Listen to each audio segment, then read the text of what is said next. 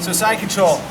We're here in side control. He has good hand position, right? He's giving me, specifically this one, he's giving me a hard time with pressing off my neck here, right? So this is something I have to deal with. Yeah, I can turn my face and I can move, but I'm gonna use it to my advantage and really trap it. So he's here doing this. I'm gonna have to tough it out for a few seconds. I'm gonna rip out his same side lapel that he has his hand on my neck. So his left arm, his left lapel. All right, and the good thing about this is I could be hanging out here, kind of with my head down. He's gonna feel it, but he might not know. But after he gets done, he's gonna know what I'm doing. I'm just gonna beat him to it. And I also have a plan B from here. So I take all the slack out of this lapel, I pass over the top of his forearm like that. I pass it to my other hand. So I've made like a little sling here, trapping this arm. So now his arm isn't, he's not gonna be able to put that pressure on my neck anymore because I'm ripping it down, pinning it to his chest. Okay, so I've taken care of problem number one. Problem number two is he has his forearm on my hip on the near side. That's going to allow him to keep me from walking around his head. It's going to, it's just a kind of a pain because he's going to be controlling my hips with it. So in this case, my left knee is going to go down to where my right knee is, and I'm going to scrape it up his side, and I'm going to separate his elbow and my body. So my left leg comes down, I scrape it up and I eat it up. See how his elbow is now outside the pocket?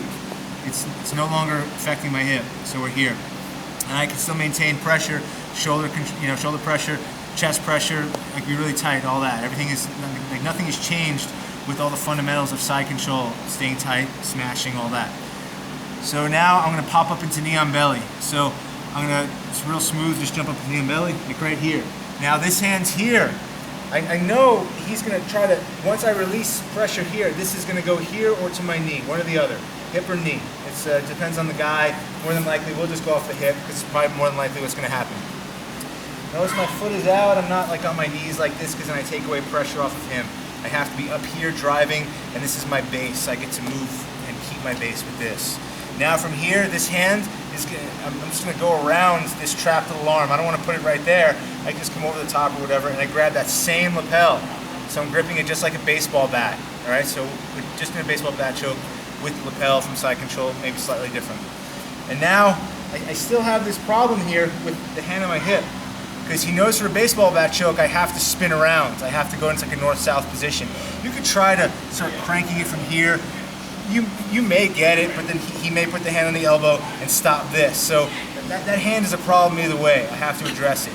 So now my knee, that's on knee on belly, is going to slide from his belly up to his shoulder, and it's going to kill his right arm. So I come here, I slide off. So I've killed that arm, okay? Now from here, this is the most important part of the baseball bat choke. I have to make sure that the original hand that was under his neck goes straight down his body like this. I have to be locked out at the elbow. I can't have this bent. If it's bent, I'm not going to be getting good, I'm not going to be closing the space around his neck effectively.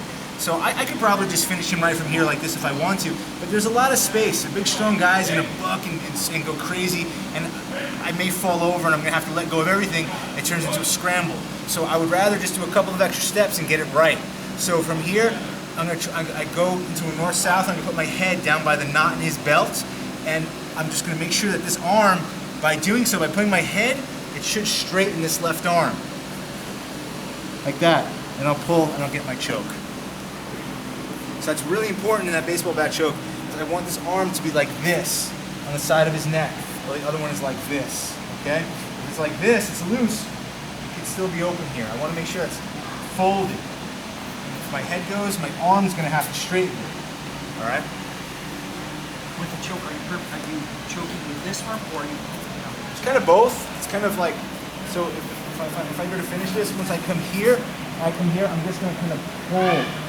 Like I'm going to put my head down, I just start doing that. So I'm like kind of pulling that lapel into the neck, and this one's smashing into the other side of his neck, and it could be a combination of blood and kind of a wind choke. It's just going to be really tight around his neck. It also depends on how he moves. Maybe he moves his head, it turns into more one or the other. But that's the goal, is just to isolate his neck and just choke him, right?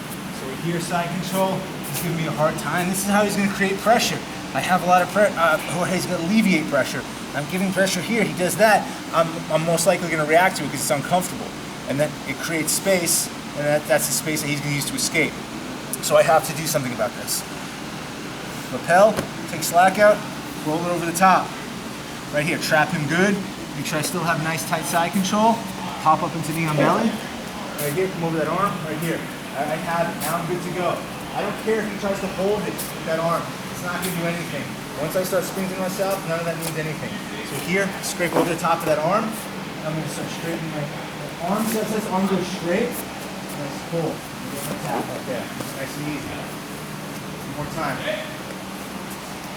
Guys on bottom, good hand position, right? This is important. Get that middle part of that forearm right in that hip bone, okay?